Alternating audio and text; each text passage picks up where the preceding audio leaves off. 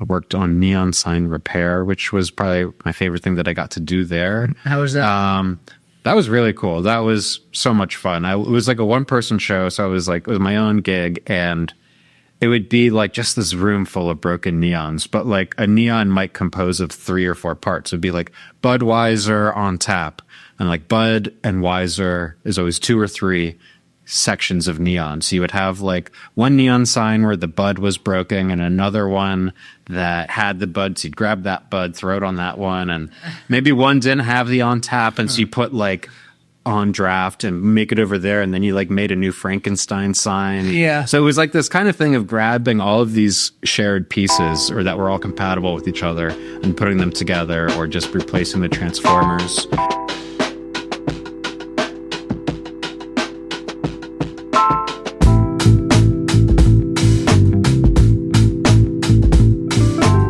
Welcome back to Brew Dad Podcast. I'm your host, Richie Tevlin, joined as always by Evan Blum. Hello, everybody. Before we get started, thank you to our sponsors. If you can see, go on our video. We got these sweet new shock absorbers for our microphone. We can thank our sponsors, The Beer Accountant and Zilk & Co. So, thank you. Thank you guys for being supportive. Also, before we get started, go subscribe on YouTube, subscribe on Apple Podcast, and subscribe on Spotify. That's it. Thank you. So let's get started. Tonight we have a very special guest, Kyler Gretz of Gretz Brewing Company. So if you've listened to this podcast before, you know how much I love brews that are named after somebody. You are obviously, this is named after you and your family, so we can get kind of all into that. Val, you have had a brewery or beer companies kind of named after your namesake for the last, 140 years? About 140, yeah. Awesome. So I guess welcome and congratulations on opening. Thanks. Great to be here. So Gretz Brewing is new brewery open in Elverson. Yes, we're in Elverson, out on a farm in Chester County, and we've been selling beer for a little over a month now. Nice. And I guess a lager brewer, right? Yes. Focusing on lagers currently, just with 2 offerings, our Helles lager and a Pilsner. Nice. I'm having the Pilsner right now. It's awesome. And yeah, I guess, so if you have not seen Gretz, I know that Brewdat made a post about it. Brewers in PA did like a little write-up about it. You've been in some newspapers. Mm-hmm. And I'm sure people have heard the name Gretz. The old Gretz Breweries in Kensington, right near Human Robot. Mm-hmm. I guess you guys were brewing there for many, many years. And I guess all your marketing and your logos are all, has goals that like, we love this kind of like retro old school branding. Thank you, Hannah. Yeah,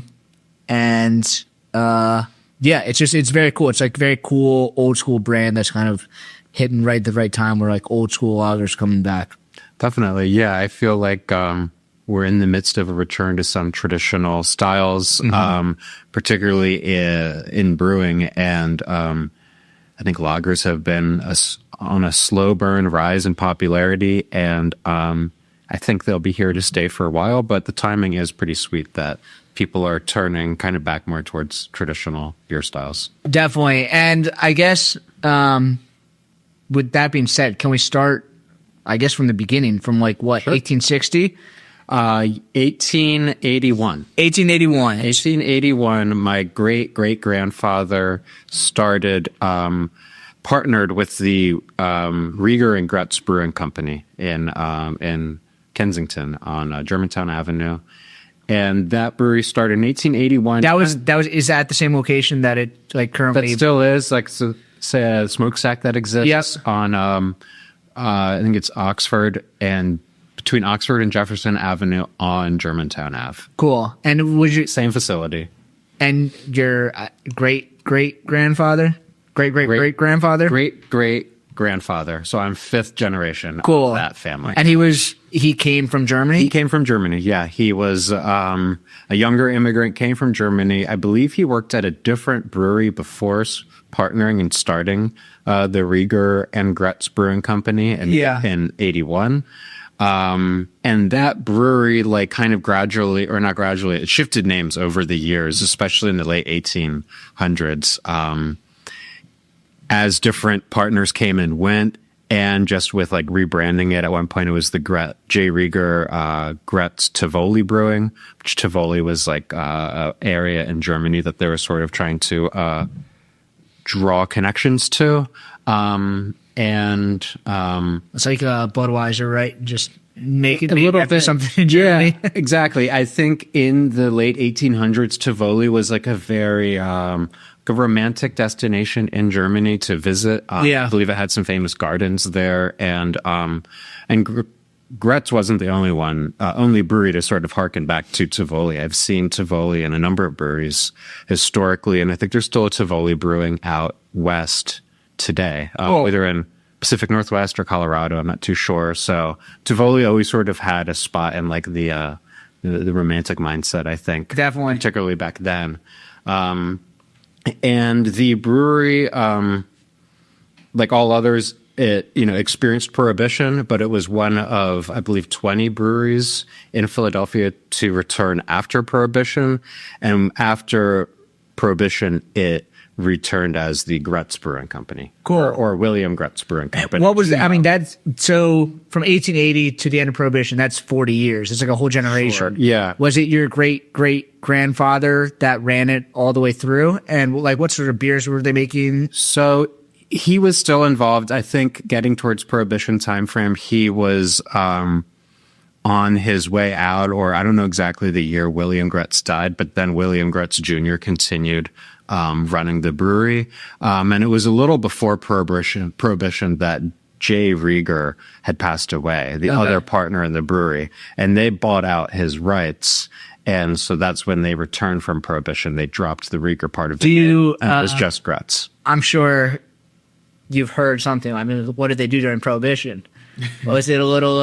They make ice cream like Yuengling. They shipped it into a few avenues. One, they were making ice. Oh, really? They had like an ice house there, and so they were storing and making ice, sending that out, and then they were making near beer.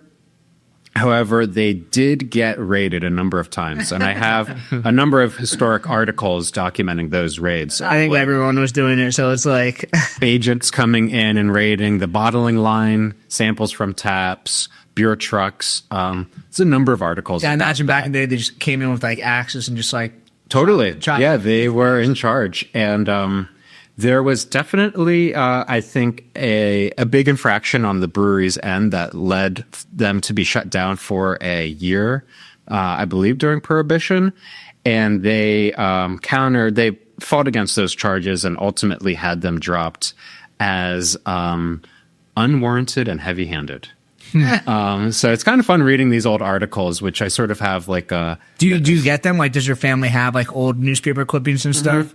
A lot. We have a lot of physical ones, and then on the actual like newspaper side of things, they tend to be digital. I've connected with. I kind of scour the web for them on my own, but do you know Rich Wagner? Exactly. So I connected with Rich Wagner, and he shared his Dropbox files with me. Which were how many terabytes was that? It was plenty. It was a lot. It's beautiful to be in the online age these days to just have it on the computer and not take up a hard drive or whatever. Yeah, it exits a lot, and it's very organized. But there's a whole section of just newspaper articles from the time, particularly from the Prohibition era. So they got by with near beer, but they were pushing it, I think, just like everybody else. For sure. I mean, everybody was doing it. If you popped open right after Prohibition, I'm sure you were, yeah, you survived. Sharpening your. But it did weed out. I know, like I mentioned, I think Gretz was one of 19 or 20 to emerge. Oh, I'm sure. Prohibition. Most of them. But yeah, I'd like to know how many were prior to it, because I imagine it was a minority returned after that. Definitely. Do you know what the size of it was? I was reading online that at one point you guys made 250,000 barrels, which is an enormous brewery. That's a lot. Yeah, that was, I believe, in 1949 was the peak. And so it was a pretty gradual rise to that 250,000 output. And then, which was around 1950, it then dropped off pretty significantly after that. But it was a pretty gradual rise up until then, coupled with brewery expansions. Was it just one beer that they were making, or no? They had a number of brands. Just lagers. Ales as well. They had a porter, cool, a half an ale, which, is sort of vague there. And then they also had a lot of traction with a half and half brand.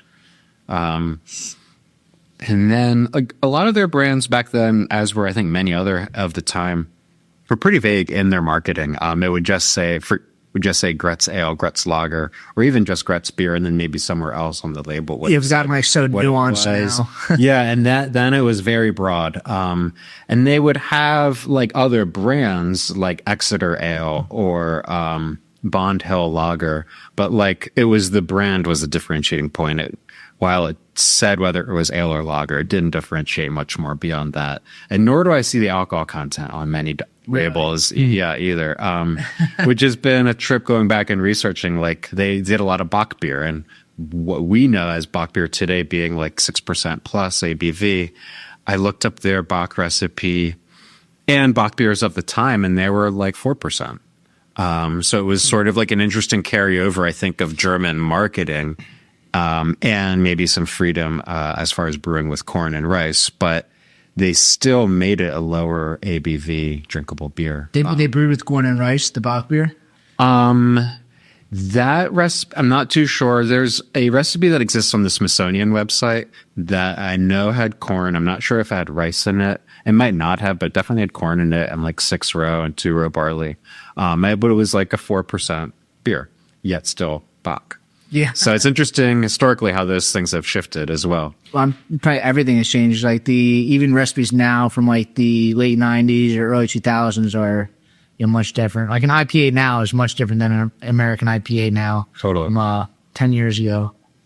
How much like research did you have to do when you started coming up with the brand or the idea like you want to open up the brewery again? Is it something that was like you've been grown up through this whole thing, like you already knew a lot of this, or is it like you needed to really like dig into some files and like kind of understand like the history of like the family almost? I had been pretty interested in it throughout my like more adult life. I tend to be like, I've pushed notifications on eBay when any like new old Gretz stuff comes up. What do you see? Is it mostly like trays or? A lot of trays, a lot of labels, bottle openers. Cool. And then sometimes empty cans and bottles. Those tend to go in the more specialty auction sites for more money. Like the stuff that goes on eBay is a bit more common. And I tend to be priced out of the other auctions, but yeah. So like I definitely. That's so funny. It has your name on it. Oh yeah. And they really go for a lot.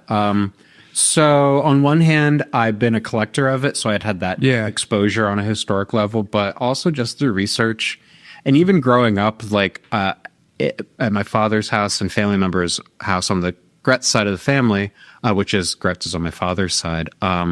They had all sorts of like cool old Gretz stuff on display. So like even from a kid, I would see neat old Gretz posters or labels or like these sort of like shadow box interactive design things that they had, which were pretty neat. Which are well out of my price range. But so from a kid being exposed to it at families' houses, and then once I got more into adulthood, just looking it up online, trying to buy some of my own stuff and grow my own collection off of eBay and other sites. But just a lot of online research. It's pretty neat that that's available out there to find, and I could kind of like pioneer my own interest on that or do my own research on it. Yeah, it's like it becomes harder and harder to find, but I feel like nowadays there's just so much access to everything. Now it might be a lot easier to find all this stuff. Yeah, it's definitely easier now. And I received my father's collection a year or two ago of like his Gretz beer stuff, and a lot of it came like with letters, stuff that he had amassed in like the 80s and 90s. And a lot of times it was accompanied with a letter of saying like, hey, Steve, or so-and-so, like I saw this at a flea market, or I saw this X, Y, and Z place, thought of you and bought it. And like it was hand brought to him, which was a bit more convenient then because my family was involved in a beer distributor. So there was like an office that, it was a physical destined place that someone could come and deliver this stuff to. So it was neat seeing how on today I could get this stuff online, but in the back in the day, my family was getting it more through like a borderline word of mouth or connection kind of person to person level. Von Sion with Schmidt's, and this is the same thing. People come into the tap room and just be like, like my grandfather worked here, and like, this is like the right place for it. You know, it's Totally. kind of boring to live here. Yeah, people come out of the woodwork. And I'm experiencing that now too. It was definitely, I think, a thing back when my family had the distributor. People would bring them things. And now I'm getting contacted on my email or on Instagram of like, hey, I have this old bottle, or my dad's old tray is this.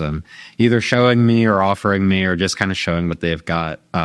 So that's definitely been a positive of this, because I am pretty into finding the stuff online. And so now there's other people looking for it too. It just kind of cool. Yeah. Hey, brewery or small business owner, are you tired of navigating complex brewery accounting and taxes on your own? Staying up late working on financials and getting your finances in order after a whole workday? At the Beer Accountant, they understand the unique financial challenges of the craft brewing industry. They're a CPA dedicated to helping breweries like yours thrive, with services ranging from qualified bookkeeping, business tax prep, to strategic financial planning. Stop wasting time on spreadsheets and focus on what you do best: making great beer and running a small business, servicing over 50 breweries in 4 states. So if you own a brewery or small business, stop overpaying for reactive support and start being proactive with the Beer Accountant. Don't brew that IPA without this CPA. Visit beeraccountant.com to learn how their specialized expertise can help your brewery grow, profit, and succeed. When your family transitioned from the brewery over to the distributor, when was that? Was it the 50s? Yeah, it was the 50s. The brewery closed in 1961. Okay. It didn't close, but it was sold to another brewery. What is it? Elverson something? Esslinger. Esslinger, that's it. Esslinger. The brand was sold to Esslinger in, I think, 61. And they contract brewed it for a couple more years. And then it was either sold to Jacob Ruppert Brewing in New York, or Esslinger was sold to them. I'm not too sure, but Jacob Ruppert in New York Brewing brewed the beer for not very long. But I do have some cans that were brewed by Jacob Ruppert. So that was in 61, and Gretz was one of the final 4 breweries in Philadelphia. Because this was like the wrap up, right? Where like basically the large breweries like Anheuser-Busch, Yep. Schlitz, everybody was just buying everybody up. Yeah, and the consumer trend was toward the bigger brands as well. In beer, especially, they're going towards like Miller and Bud and Coors. But I think on a national level, consumer trends were going towards more macro brands. When did you guys have cans? Yes. So cans came out like what, the 40s? Yes. Because I think it was around that time where like everything switched to cans, became much easier to package and ship, and then it was kind of like consolidation after that. And Gretz was an early adapter of cans at the time, which I think particularly helped them survive. Yeah. While I mentioned they were one of the final 4 breweries, they were consistently, I think, the smallest of those 4, and relied heavily on marketing to kind of survive. Which is crazy because you guys were so large.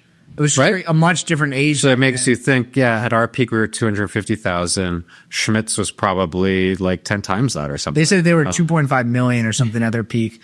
10 times. Yes, exactly 10 times. So, yeah, I mean, they were scrappy in that sense. They were still finding ways to be competitive, which was frequently on the marketing side of things. And they were an early adapter of cans. And the early cans were very different, or like, there was a gradual rollout of them. A lot of them had like a screw top lid on them. Really? The cone top cans. So they were, I feel like that's like a new school thing that like, I always thought like Coors Light invented that. Like, nah. yeah. Are those still out, or it would be really neat to find a cone top can? Those are the manufacturer. The real silver bullets. Yeah, I think now we're pretty limited to, like, I mean, this is a pretty impressive. They make them when you go to some sports games. They have like the screw on that are like the more squat ones. Okay. Right on. Yeah. So Gretz had the that would probably cone top. A huge pain to package that thing. I don't know how. Oh yeah, I'm sure. Probably some specialty stuff. Yeah. Yeah. Okay, but yeah, so you guys were doing that for like 10 years or 20 years, I guess. They transitioned into bottles pretty heavily in the 1950s. Okay. I don't know. I'm pretty sure cans existed alongside those at the same time, but definitely pretty bottle heavy into the 1950s. Cool.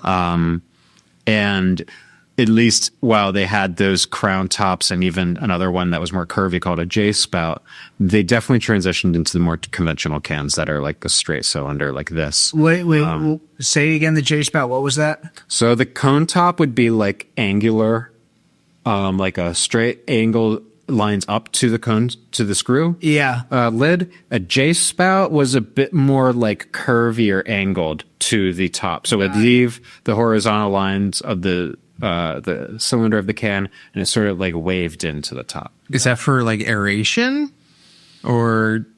I'm not sure. I don't know if it was a marketing shift or if there was technological improvements in the on the manufacturing side. I'm not really sure. Yeah.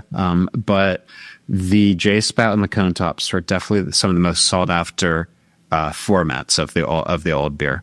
That's so crazy.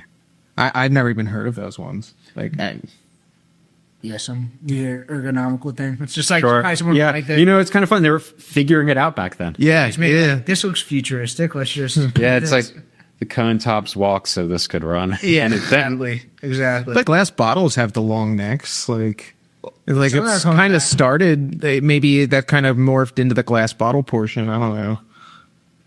I don't know. We'll have to get Rich Wagner back on. Yeah, he's been a spectacular resource on this stuff. He's been out to the brewery a couple times, and I've even had some of my own things that I can share with him, which is kind of, for me, impressive because he seemingly like has it all and knows it all. Yeah, you probably And, want like 5 people.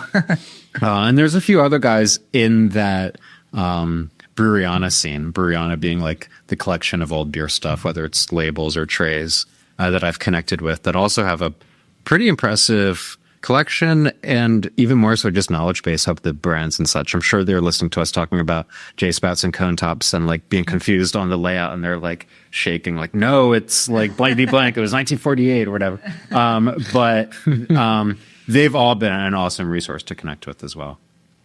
Cool. So the distribution company, Sure. was that just a way, one, I guess after Prohibition was when kind of 3-tier system started where like wholesale distributions kind of became separated.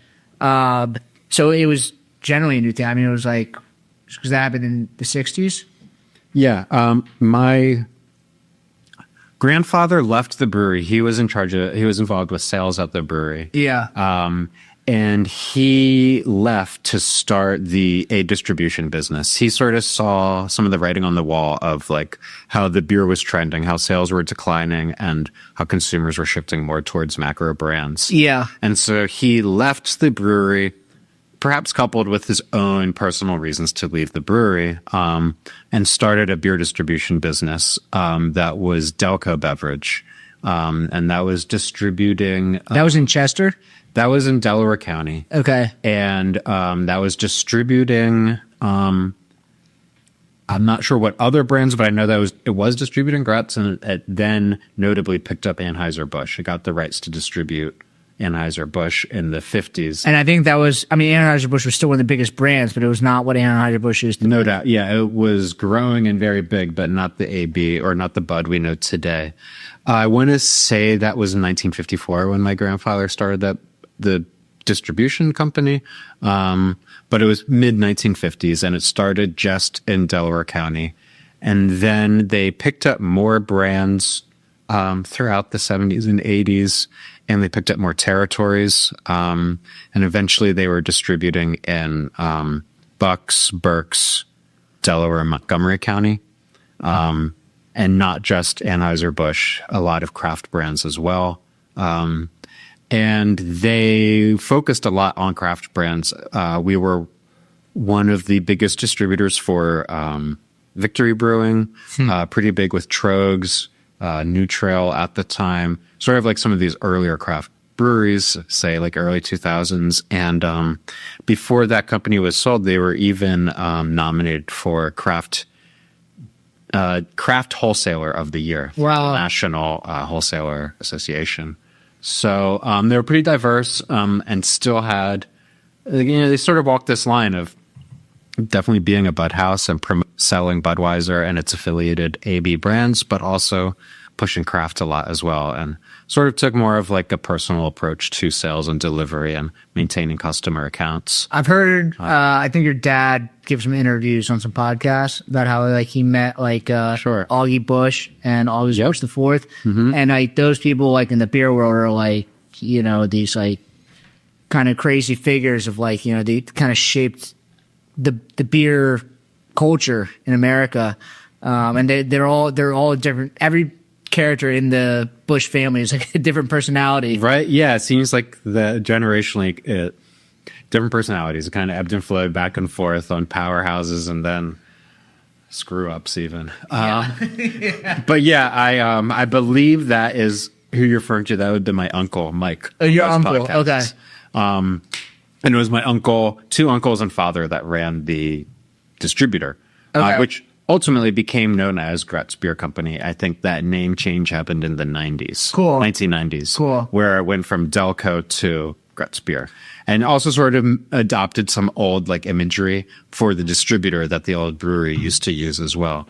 So there's always been a bit of a through line with the old brewery marketing and even name wise. And so that distributor, I worked there when I was younger, like college, summer breaks. Started working there when I was pretty young, in like the sign shop. Do you guys have like a store where you could purchase beer, or was it just distributed? Just wholesale distribution. So we were the second tier. So we were the like The middle tier. exactly. So we were receiving beer from breweries and distributing it to the bars, restaurants, case stores. Got it. Cool. Yeah. Who is? I don't know. I'm trying to put pieces together. Who is Eddie Freeland? Did he work for you guys? Or was that another distributor? That name sounds very familiar. Eddie Freeland. Because I heard that he was distributing Victory beer, but I know that you guys were selling Victory beer, right? Gretz was. That name is familiar, but I can't place him. I would have put him in the wholesale distribution world. He was another distributor, but I just don't. So I know a little bit about brewers. I know less about distributors, and it's like this whole it's not talked about in the same way that No, brewers are. it's very much behind the scenes. but it is kind of just as involved with breweries as breweries are. So Yeah. it's trying to like make that transparent, I guess. But That's definitely a name I've heard, but I can't specifically place him. While Gretz was distributing Victory in the suburbs, like those 5 counties I mentioned, yeah, Penn Beer had Victory in Philadelphia and Chester County. in the city. Maybe it was Eddie Freeland had it in the city, and then that Right. kind of like rolled up into Penn. Could be, but that I also know, like that was the like I know the family involved with Penn, and Yeah. I could be wrong, but I don't know. That's not the last name, or that's not the name I associate with Penn. But that doesn't mean No, I think he worked for somebody else, and then Okay. I don't know. Just as, again, me just speculating. Well, I remember Tom Peters when he was here. He was talking about that. So was John the other day. Yeah, A lot of the older like foundational like guys all knew Eddie. Huh? Yeah, that name rings familiar, but I can't really place where I know him. Got it. But no, I don't believe he worked at Gretz. He could have worked at Penn. I'm not sure. But on the Victory connection, Penn Yeah. was carrying Victory in the city and in Chester. cool. So you were working there. You were working the sign shop. Yeah, I was working in there like summer and winter breaks when I was a kid, and before high school, and then college. Just sort of keeping busy. I had now worked in like the sign shop, a beer truck, doing deliveries. I worked on neon sign repair, which was probably my favorite thing that I got to do there. How was that? That was really cool. That was so much fun. It was like a 1-person show, so I was like, it was my own gig, and it would be like just this room full of broken neons, but like a neon might compose of 3 or 4 parts. It'd be like Budweiser on tap, and like Bud and Weiser is always 2 or 3 sections of neon. So you would have like one neon sign where the Bud was broken, and another one that had the Bud. So you'd grab that Bud, throw it on that one, and maybe one didn't have the on tap, and so you put like on draft and make it over there, and then you like made a new Frankenstein sign. Yeah. So it was like this kind of thing of grabbing all of these shared pieces or that were all compatible with each other and putting them together, or just replacing the transformers. So that was a lot of fun, and it was in a time where there was not really anyone doing it, and there was this huge backlog of broken neons, which were extremely expensive, and so it was like this great output of just putting together old parts. Do you have any of them? No, I didn't. I was always so tempted to take one, but I was like a younger guy, and I was like, Yeah. I got in trouble. My dad's gonna yell at me or whatever. I really wish I took one, but it was so wild. Seeing some of the ones that would come in would be like, yeah, there was a bar fight, and it would just be like completely destroyed. Like, what happened to this thing? I just imagine like someone like threw someone into that sign or something, like just Like something out of a movie. Exactly. Some real wrecks of signs came in. So I was really fortunate and loved being able to work there during those breaks and make a little bit of walking around money when I was a kid. Yeah. And just get exposed to the industry and like get to see, that side of beer, connect with the sales reps, attend tastings. And it was really, they would do a lot of cool things. Like they brought in Randy Mosier, and we did like a real thorough guiding tasting at the distributor, and a lot of stuff like that. I now look back on, I know who Randy is, but then I was like, oh, okay, some guy from Chicago teaching us about like all flavors. So like there was always this background, cool exposure to the industry that I was super grateful for. And I imagine your family, because you guys have been brewing so long, like kind of bonds to you was the same way. Like it's not just that like other, like there's bar owners that have been passed down for generation upon generation. So like there's people that you guys have been either brewing beer for, and then subsequently delivering beer to, and then now maybe brewing beer for again. Sure. Like kind of generationally, kind of like just putting the same beer into these people's school. The most noteworthy example of that I encountered recently was Lou Beverage in Downingtown. Yes. They're a distributor. Yeah. And they bought some of our cans, and then they showed me they had an old point of sale sign from the 1950s that had Gretz beer on it, on how much they were selling a case for. And he showed me a picture of, Was it like $5.99 or it something? was a case for $4.20. Jeez. Yeah. So it was cool. I kind of posted that up on my story. Yeah, it was neat. Because that was the first time I'd seen some pricing with the beer. Like, okay, case of 12-ounce cans. I assume it was cans. It just said 12 ounce.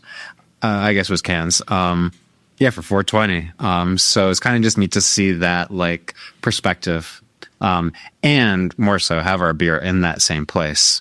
It's pretty wild that they've been around, and they're kind of a cool, like small little building there. Definitely believable that they've been around for the last 70 years or so. I mean, even the beer distributors like Kunda Beverage is 170 years old. They started, 20, 30 years after your family, and like they're still kicking. So it's cool that a lot of these businesses get passed down, and then kind of like you see like kind of history of things like kind of moving through. It is cool. It's cool. Like I feel like it's very much a beer industry or like beverage industry thing. Other industries have it, but like, I think part of brewing is not just the liquid itself, but kind of the story it tells. Yeah. And one, again, I love the fact that it's called Gretz Brewing, but like there's a story behind the beer. It's not just the liquid itself. And I think it's like it adds to the experience of drinking it. Yeah, and I think that's been one thing I believe that's connected a lot of consumers to craft beer originally, and even historically, that there's a story behind it. There's something to believe in beyond the liquid, and that definitely continues to this day. Craft beer has evolved, and it's now become more commonplace, and people just like it for many other reasons. But it is cool to still have that connection of a story and geographical connection as well. Like this was brewed in Philly. We're still in Philly. The family hasn't gone anywhere, and we've maintained active in this industry the whole time. So it's kind of cool, full circle, to have it back. And I hope that consumers can kind of connect with that or see it. And I think there's also a lot of connection, a lot of pride in Philly's historical presence just in a lot of people in the city. Like there's a lot of Philly pride, and this, I hope, can develop. Pride for people from Philadelphia. Exactly, You know, yeah, we love a like- hometown hero. We love a hometown hero. We love our sports. We love our brands. We love our history. And so I hope that this can sort of loosely fall into place with that as well. So, going off that, we've talked a lot about your family. Let's talk about you. Uh-huh. So, you worked at the beer distributor, the sign shop. What was your step into brewing like? I wanted to, after college, so I worked at the distributor throughout my younger years. And Yeah. after college, I had actually planned on working at the distributor, and I was imagining sales or something. And the policy at the time was this younger generation, the kids or whatever, they can work at the brewery. They can work at the distributor all they want, but once they graduate college, you need to, and if you do want to work at that distributor still, you need to go and work somewhere else, get your own career going, and then apply to the distributor.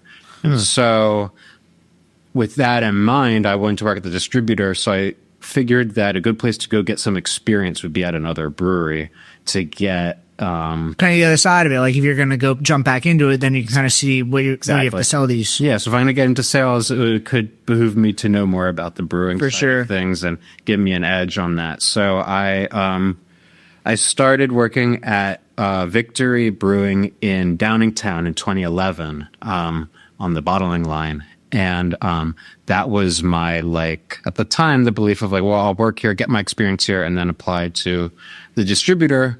And pretty shortly after working at Victory, I realized that I didn't really want to do a desk job or work at the distributor, and that it was dovetailed a lot more with my interests to, in fact, work at a production brewery. And so I kind of just stayed there, or at least stayed within that industry, and decided not to go into the distribution side of things.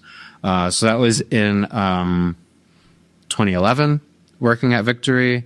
And I shortly after kind of gave up any ideas of trying to work at the distributor and just sort of stayed into the brewing world of things. After Victory, I got very into home brewing and hop growing.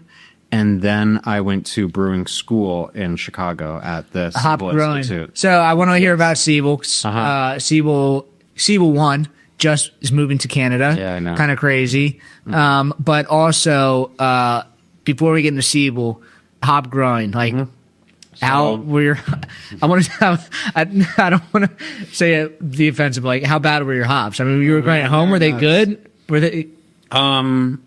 Mixed. So I was growing them. It was on a farm Okay. in Elverson, and it was at my father's farm, and I was growing, kind of got pretty into, or like at the peak, I was growing 50, I had 50 plants, and maybe like 7 or 8 varieties. What were they? How much does that yield? Like, Well, what it yielded versus what it should have yielded were two different things. So I was growing a lot of C hops. I was growing Centennial, Cascade, and Chinook. Yeah. Mount Hood, no, excuse me, not Mount Hood, Willamette. And then I grew Sterling, Hallertau Middle Fruit, and I think Saaz. Saaz never came out of the ground. Hallertau grew, but it was so fickle. Like, it produced cones, but they were just like so sensitive and didn't really produce anything. It was all about Chinook. Chinook was like just a monster. It produced beautiful cones. That's what I hear a lot of people in this region. Chinook is kind of what they lean It on. was very robust. Centennial was very weak. It, like, they never grew up more than half the height of the trellis. The cones turned kind of brittle and brown. Cascade was fine. Willamette was good. But each year they got worse. They just succumbed more to like downy and powdery mildews. It's like such a crazy climate here.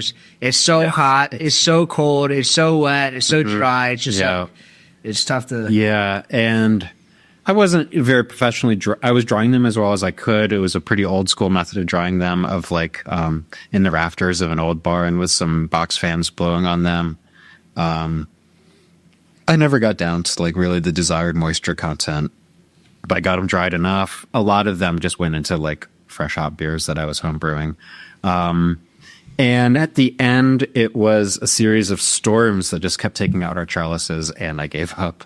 It was 2 in the same year, and it just broke me. I was like, okay, all of the diseases were one thing, and it just kept getting worse. And then when our trellises got knocked down twice in the same summer, I was like, all right. This is the time. I don't mean the returns were not worth it. It was a passion project. It was cool to grow hops and like It's cool to understand them. yeah, but they just You're seeing every like year all they sizes. You're seeing like you're growing the raw materials. You've seen distribution. Now you've seen like production brewing. It's like you have this wide knowledge of kind of like many facets of the industry. How was so then going off that? How was Siebel? outstanding. It was really great. And you went there in person? Yes, Siebel is in person. Yeah, I went to Chicago. Cool. Stayed there for their advanced brewing degree. This was in 2015. And that was awesome. I met some really cool people out there. Some I still stay loosely in touch with. A lot of going on to do spectacular things in the industry. It's been a really great network just of people to like be connected to. I've kind of tapped into that as a resource, like when I've kind of brought on new brewers later on in my career, and have connected with them just gradually here and there, like at Craft Brewers Conference or other beer events when I see some of the instructors and such. But Siebel was awesome. It was, I was very grateful that I had a little bit of brewing experience because it tended to be very theoretical in its education. It was very bookish, and not very hands-on, based on like much hands-on experience. I say the same thing. I was brewing before I went to brewing school, and I think I would have been completely lost if I had just gone right into brewing school. It's like there's so many things that I just don't understand until you actually see it, and you're like, all right, the science behind this makes sense. Like it's not just memorizing chemistry. Yeah, it's great to connect to some experiences, and I would love to see what it'd be like to go back to school now after much more brewing experiences. I think it would be all the more worthwhile. So it was very eye-opening for me, and I think it definitely set me on a path to take professional brewing a little bit more serious. So I left after Siebel. I worked at Stickman Brewing. In where, Royersford? In Royersford. This was in 2016, which was they had pretty recently opened. Did you ever cross paths with Brendan Breslin there? I think Brendan was there. He was right after you. He was like doing pizza there. Okay. But he was there when they shut down. Like, all right. later That was on. a few years ago, I guess. I think. No, I was there in 2016. cool. And then from there, I went to Vault Brewing. I started at their brew pub. It's like a 10-barrel system. Both were 10-barrel systems at Stickman, and then at Vault. And that was as they were building out their production brewery. So I sort of was involved in that transition of brewing from brew pub to production. That's cool. Were you there for like the build out? Sort of. Like when I started there, the equipment was, I had missed most of it. The equipment was there. The trenches were dug out for the drains, but like it wasn't connected yet. Yeah. So like roughly, but I'd say the bulk of it was already done by the time that I got there. Cool. And then how long were you at Vault for? You were there for a while, right? Yeah, I was at Vault for 7 years. I left it at the end of 2023 to focus on this brewery. But And you were the head brewer there? yeah, I was head brewer there. And we completely moved to production brewing. We didn't continue to brew at that brew pub anymore. We still filled like some tanks, some brights behind the bar there, but all brewing was at the production brewery, and kind of went through a lot of changes there. It was interesting. We were all whole flower hops at the time when I started there. At Vault? Yeah, at Vault. I don't picture Vault as like a whole flower hop. Yeah, we were all whole flower hops, and What is that? What does whole flower mean? Like whole flower is like what he was making on the farm. And then like when you pelletize it, you turn into these like little rabbit turtle looking things. Yep. Just like get some more vegetable matter out, and that's what like most people use today is just pelletized hops. yeah, by far most breweries are using pellets. When we got into hazy IPA brewing, that's when we shifted from whole flower to pellets because we just couldn't get like an active dry hop going the way we did on whole flower hops. With You have like 50% efficiency. It was wild. I mean, we were using like the hop cannons, where we'd fill up a separate vessel with whole flower hops and pump beer out of a tank through that and returning it to the tank. Yeah. And that was really cool and unique and a labor of love. But I mean, it probably took one person 8 hours to dry hop a beer, which is wild knowing what we know as modern or pellet brewers. That would take about 8 minutes, would probably be too long. Yeah, like I mean, it was wild. It's more time like sanitizing everything, getting the lift up there, your ladder set up. Yep. Yeah, instead of CIPing and purging and filling a whole hop cannon, which was cool and a great experience, but yeah, it was kind of neat. Both of my couple first breweries I worked at, Victory and Balt, were all whole flower hops. So yeah, I like that whole flower hop experience, but I've decided not to pursue it going forward. So you left in 2023 to do Gretz. When you decided to do this, I know that your family had like sold Gretz. Did you have to like get the Gretz name back, or like how did that process work? It's just been so long that it was just kind of available. Yeah, more or less. We sold the distributor was sold in 2018. Yeah. And with that, we maintained the rights to Gretz as a family to have Gretz in use in the marketplace for Gretz beer. But like, what happened? Oh, I guess when you back in like the 60s, you guys still had like the Gretz name. It wasn't like that. No. I don't know specifically what happened to the Gretz name in the 60s.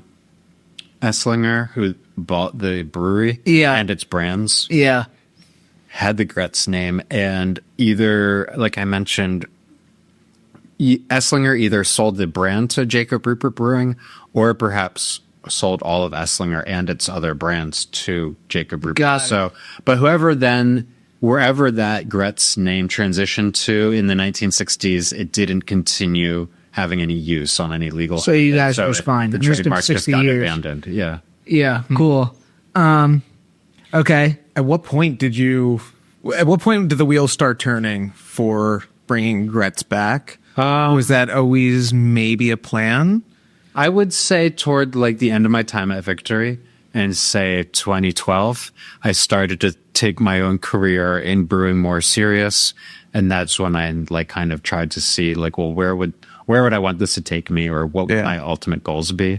So in 2012 is about when I started, like that seed was planted, and that's when I decided to get some brewing education, keep working in the industry, tailor my own side experiences, like with hops, I guess, to kind of familiarize myself or around myself in the industry. Yeah.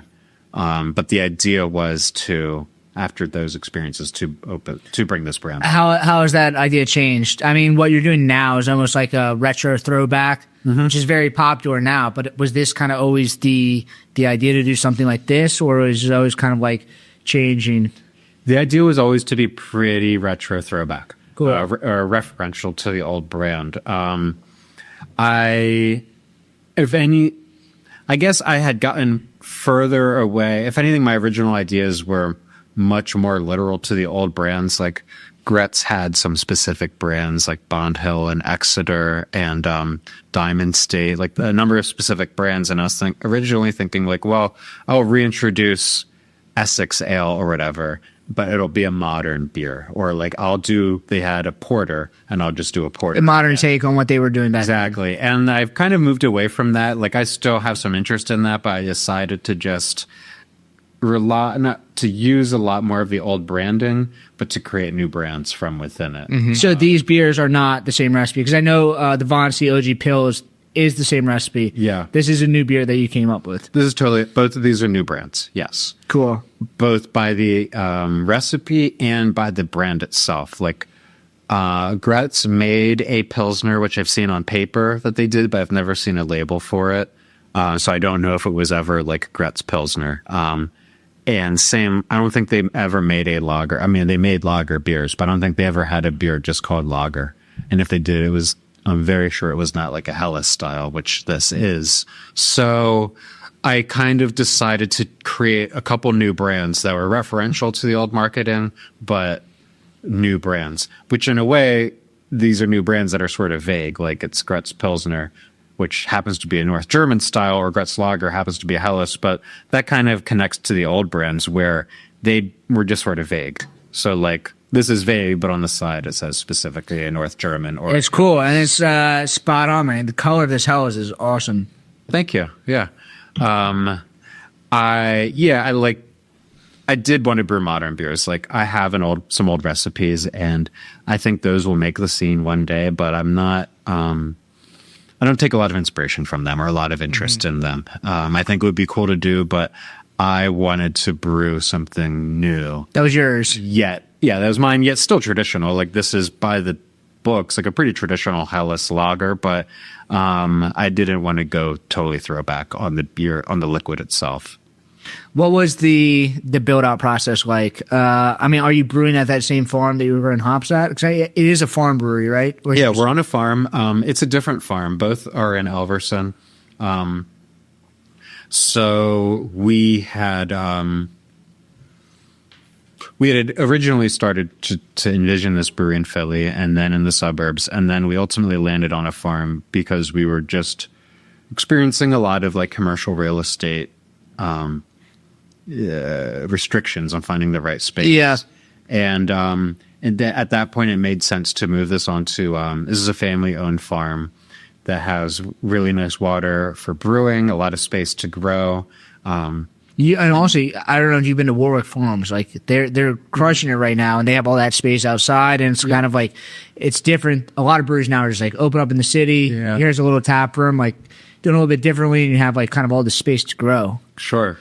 And I could see in the future, and even maybe it's happening a little bit now, like leaving the city, having a destination brewery that is out of the city, has a bit more space. It's a different scenery. We're in a very rural setting, so I could see that being a draw for some consumers in the future, if and when we get a tap room on site there. Definitely. So that was definitely event space too. Yeah, and it would be a beautiful space for a beer garden. So that was definitely a heavy consideration of like, well, in the future we could get a pretty nice tap room beer garden space here on the farm. So we started working on the building. There is an existing building on the farm. We started working on it in 2023. We did the whole facility build out ourselves. We installed a new floor. The tile? Yep, new tile floor. Tile is beautiful. It looks like some old traditional German brew house. Totally, yeah. And it's a bit of a connection too, beyond all of its functional benefits. The old Gretz Brewery has a brick smokestack that says Gretz beer. Yeah. And the tile is quarry brick, so like there is a brick connection. That's awesome. To that smokestack as well. So I like to sort of think of that as like a physical reference there.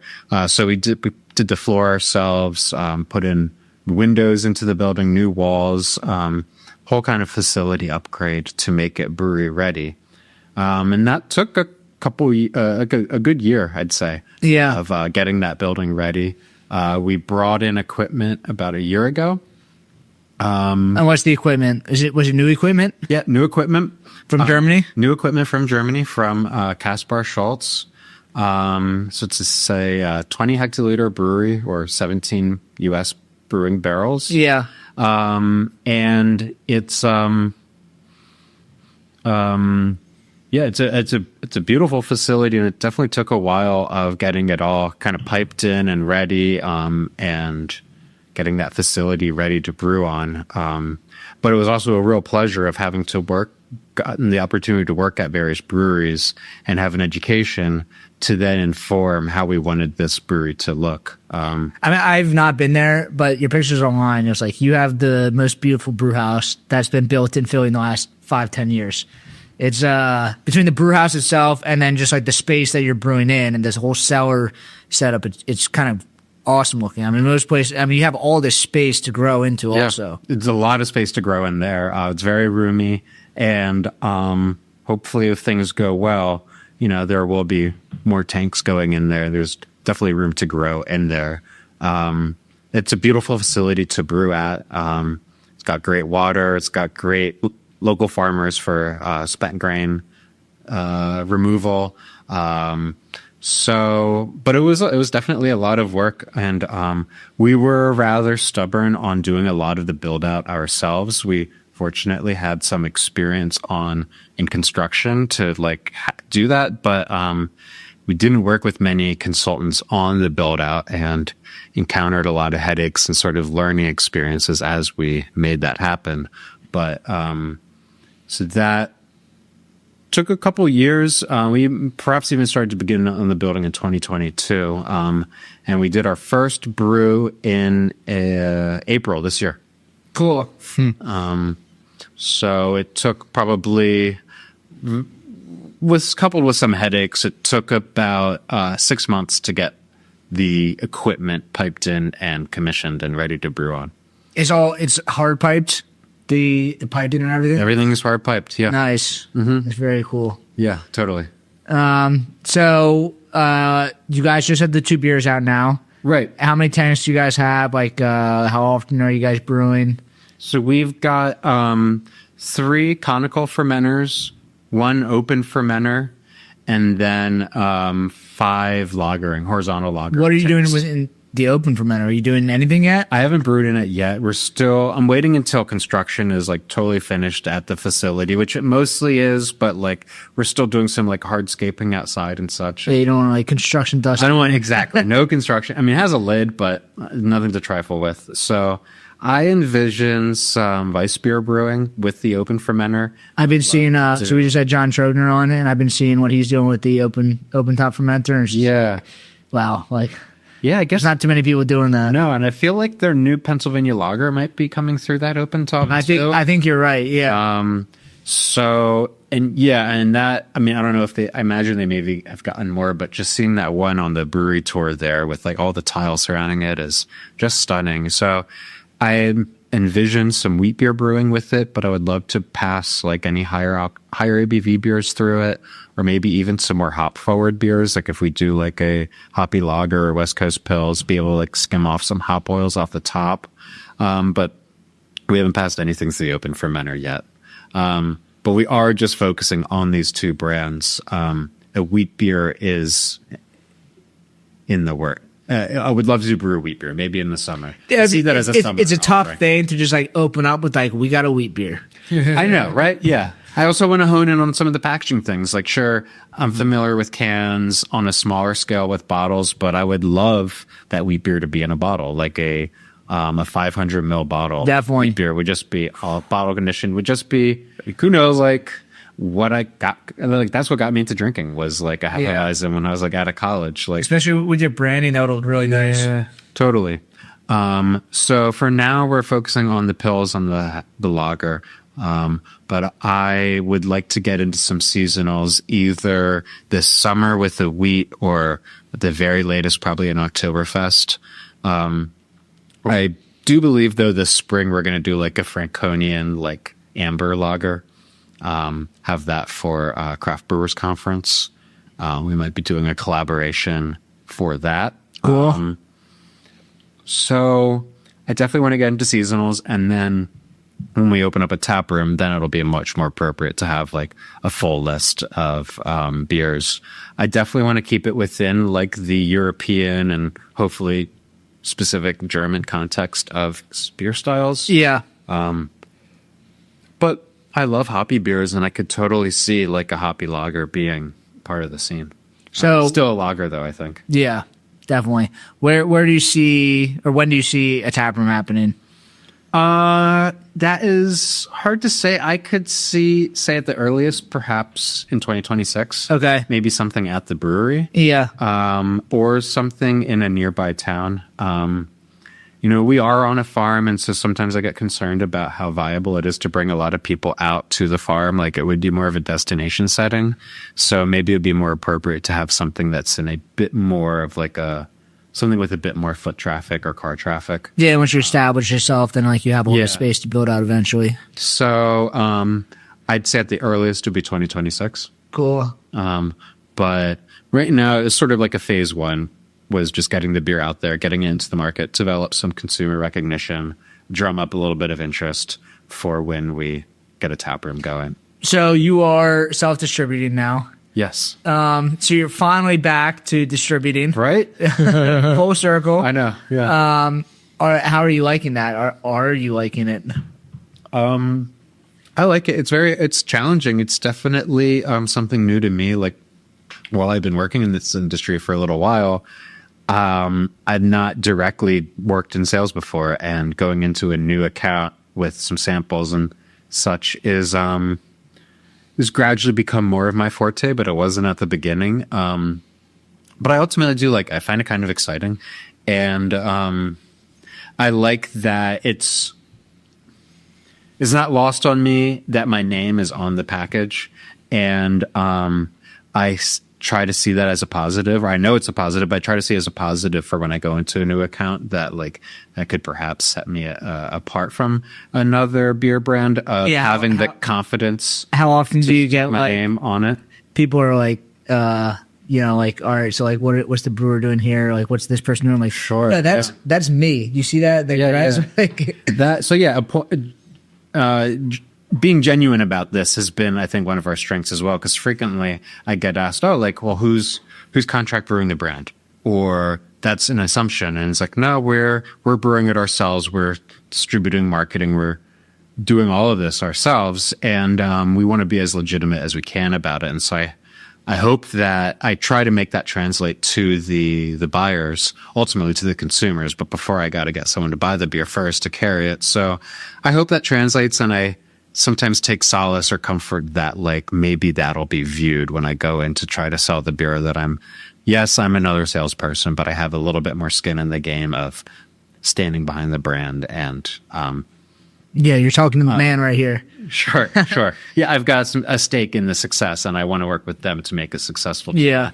And I think it's unique too that I don't know how much is recognized, but we don't have a tap room. So when I go to a place, I'm trying to partner with them as the carrier of my product. And, I will be sending people to this bar, to this case store to drink my beer. When people reach out, which they have been, of where do I find your beer? Well, you got to go to X, Y, and Z place. So I can see that as a bit of a positive as well, that I'm going to be promoting this establishment that I'm trying to sell my beer at as well. So there's small things like that I like to think that differentiate us a little bit, because it's definitely a crowded marketplace, and things are actively changing as far as the craft beer landscape, what people think of craft beer, both as beer buyers and consumers. And so navigating that shifting world can be a little tricky. Definitely. I lost my train of thought. What was the choice for the 12-ounce cans over regular cans? Because it's been coming back, certainly. I think in the last year or so, the 12 ounces have been quite more popular, at least from the brand's output standpoint. But yeah, curious. I think it's been kind of twofold. Mainly, I think it definitely supports lager beer being in a 12-ounce can of... I'm trying to make these beers, especially the lager, an everyday drinking beer. And so a 12-ounce can, it's a smaller commitment to be on the edge. Do I want another one or not? It's just 12 ounces. The brew's going to stay colder when you get to the bottom of it, because you're not going through a full 16 or 19-ounce can. But so I definitely see it as appropriate for lager beer of just everyday drinking, crushing the beer, but also as a way to stand out.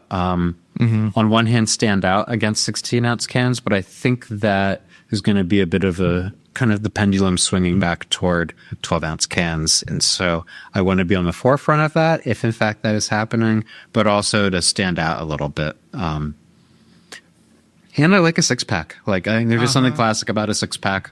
It's a cool buy. I love. It also goes with the history of I imagine your family was not making 16-ounce cans back in the day. I don't think. No, they had Steinies, which I think was 16 ounce, and they had half-gallon ones, bottles. So, but most of them. When are you bringing those up? Never know. I would love to get into bottling again. Not just like I mentioned on the wheat beer, but I think a 12-ounce bottle would be sick. Yeah, I mean, So I cool. saw Human Robot did that a few years ago, and I thought that really stood out in a cool way. They might have even been like green bottles or something. They were Just, green like, bottles. all the cooler. Yeah, Yeah. Like with like Human Robot, I'm sure you guys would be the same way. Like if you put that out, it sells out right away, so you don't have to worry about like Right. light shrub bottles or anything. But Sure. I've been trying to pester so like we don't have a canning line yet. We're working with the mobile company, and I keep putting in their ear like, oh, like why don't you guys have a mobile bottling line, or like where's the mobile bottling line? What state has it? Or and unfortunately, I don't think there is one. I know there might be some like kind of rogue person nearby that does some mobile bottling, but I don't know. As brewers, we know like packaging is so dang important that you really want someone dialed in. And I was really impressed with the mobile canning company we used. I'd worked with them at Vault like before. was that Ironheart? Uh-huh. Nice. We worked with them before getting our line in like right before COVID. And then this is my first time in like 5 or 6 years. And they had really dialed in their process. And I think they did a spectacular job. So yeah, I don't know. I like the 12-ounce cans a lot. And you guys are in draft also, right? I saw you guys make that the post the other day. Yep. Your cans are beautiful. Thanks. yeah. We've got beer out on draft and in cans. Nice. Where I'm at again, like, what do you think? Like your brand kind of like leans into? Is it more of a draft beer? Is it more of a can beer? I mean, when I think of your beer, I think of it's like in cans. Yeah. But then also I see it as like kind of like I don't want to say the everyday lager because it makes it sound like it's like not quality, Sure. but like it's like a consistent quality beer that's like a local brand around here that could also just be like kind of like the everyday high quality draft at a bar. Like, where do you foresee like the future? Is it more in draft or more in cans? I think the future, I would like it to be more on draft. Right now, particularly since we don't have a tap room, we really need, or it behooves us to really like have an identity with the consumer, and that's all the more supported by having a label on a can. Free advertising. Yeah, and it you know, consumers or drinkers are very visual in their habits, and without having a tap room to establish an identity with the product and get that visual identity, I think it's necessary that we have cans with labels and attractive labels. And so for now, as we're still getting the brand out there and redeveloping consumer recognition, the cans are very important for that. We still try to have other visual presence, like on Instagram and on limited merchandise that we have. But right now, the cans are pretty important. But going forward, I think once we get a tap room, I would still like to have a presence in the market outside of our own tap rooms, but I would like that to be shifted more towards kegs on a sustainable level, less packaging material out in the world. And I think it's also important, like, to have people out drinking still together, like at a bar. Like, obviously there's always a place to drink at home, literally a place, but like there's a place for it. Like, it's cool to drink at home, but like beer is social, alcohol is social, but especially beer. And I think it's important to be able to like have a pint with your friends and strangers at a bar. So I would like to keep a focus on draft beer with that connection in mind. I agree with you. I think the bar scene, you know, many people view it as like this negative, unhealthy thing, but I think it's like socially, it is very healthy and it's kind of needed. And, you know, I think people kind of get back to the pub life or the tavern life. Absolutely. I think it's a good, healthy lifestyle. Cool. So what's the future of Gretz beers? I mean, you guys have just gotten started. So like, I mean, I'm asking what the future is. Yeah. Damn. Sure. Yeah. I mean, we're just about a month out, but the future initially is going to be continuing to push these two brands, get more consumer recognition, but then get into seasonal brands. At the very latest, like I mentioned, it'll be probably a fest beer, Oktoberfest style, but branching out into seasonals, and then it'll be taproom, getting a taproom going, brewing more of a variety of styles to have a tap list for people to enjoy. But that's kind of a goal at this point, or not a goal. It's gonna, you know, it's a reality that I see, you know, in our future, but a gradual transition to more brands. these, then seasonals, maybe a couple one-offs, and then a tap room with more of a variety of beers. And I would love to have ultimately even like a tap room in Philly. Naturally, this is a resurrection of an old historic Philadelphia brand. And so I think it would be important to have something in Philadelphia. That would be I know that they're developing the Gretz Brewing into like a 900 unit apartment building or something.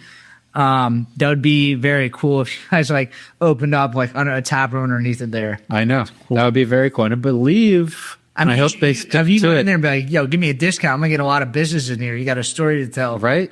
Yeah, Tony Ruffo, if you're listening. So we've met with the owner in the past as a family. It's been a while. From what I've understood, those plans still maintain the smokestack, which is very cool. It's a historical building, right? So they have to maintain like at least the external... I'm not sure how much is required. About 5 or 10 years ago, the city required them to do a bunch of demo work on the facade because it was unsafe. But there was a more public facing, like something could crumble off onto the sidewalk.